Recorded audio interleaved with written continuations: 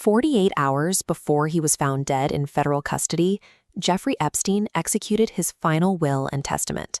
He transferred his entire estate, valued at $600 million, into a newly created entity called the 1953 Trust.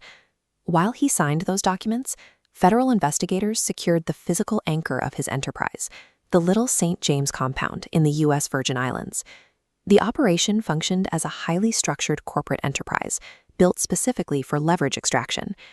By cross-referencing his final financial payouts with the physical design of his island, we can reverse engineer exactly how illicit capital was used to purchase operational loyalty. The Department of Justice and the FBI recently declassified roughly 3 million documents related to the case. These files provide primary source evidence of the network's internal mechanics. This node-based map splits the enterprise into two interdependent halves: the physical infrastructure of Little St. James and the capital dispersal mechanism of the 1953 Trust. Notice how the capital dispersal nodes loop directly back to fund and protect the physical locations. High-net-worth illicit networks weaponize wealth, using it as a structural shield to block both physical and legal breaches. Little St. James operated as a geographically isolated facility. Its architecture was compartmentalized specifically to facilitate human trafficking away from public scrutiny. On the southwest point of the island sits a massive blue-striped structure known as the Temple. It is surrounded by a square pavilion and, until a hurricane damaged it, was topped with a golden dome. When investigators examined the temple, they documented a specific architectural anomaly. The heavy locking bar on the main doors was installed on the outside. A lock on the outside prevents exit rather than entry. This mechanism indicates the building could be used as a secure containment or holding area. The exterior design of the island was optimized to restrict the movement of trafficked individuals, directly contradicting the cover story of a luxury resort.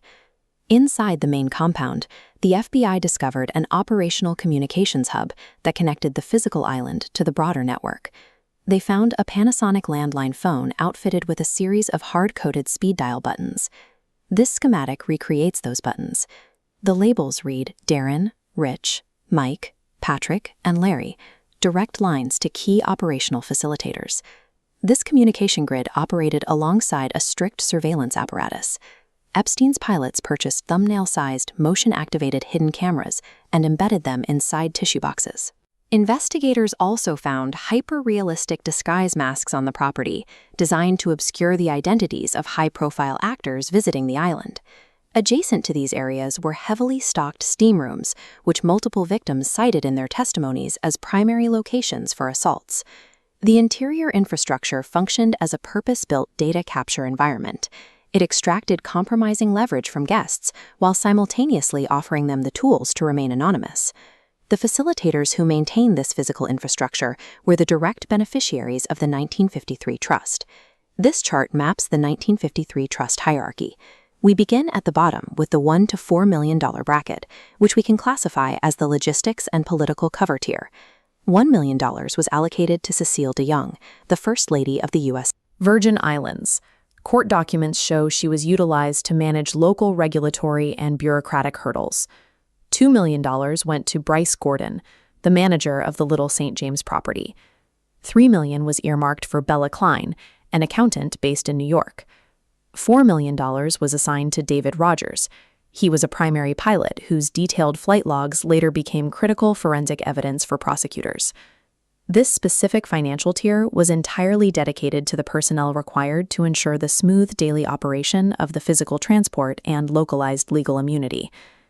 Moving up the hierarchy, we reach the $5 to $10 million tier, which was designated for high-level logistics and VIP access.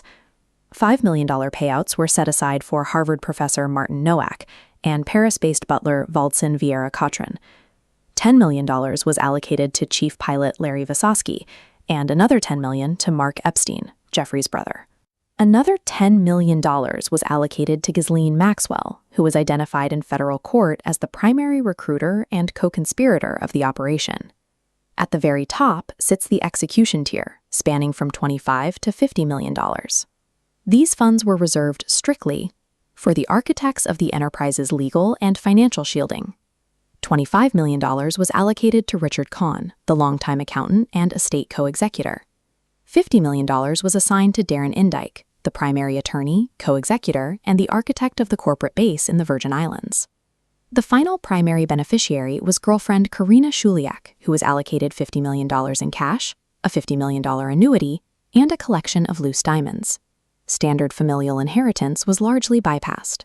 The vast majority of the wealth was deliberately targeted to reward the legal and financial architects who successfully insulated the operation for decades.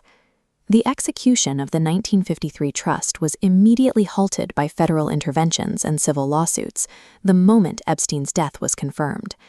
The original $600 million valuation was systematically depleted. Massive tax liabilities, creditor claims, and mounting estate legal fees drained the accounts. This chart tracks the estate's declining value. The most significant subtraction was a $290 million settlement fund, which was liquidated specifically to compensate the survivors of the trafficking network. As a matter of legal reality, none of the facilitators named in the trust can receive their terminal payouts until all primary survivor claims are satisfied in full. The financial blueprint designed to reward the enablers was ultimately cannibalized by the sheer volume of legal liabilities generated by their own crimes. The declassified DOJ files, the physical architecture of the island, and the trust's financial architecture represent the complete anatomy of a blackmail operation. Illicit capital operating at this scale requires an immense logistical overhead to maintain geographic isolation and purchase absolute silence. The 1953 trust serves as a final, unintentional confession of exactly who was required to keep that system running.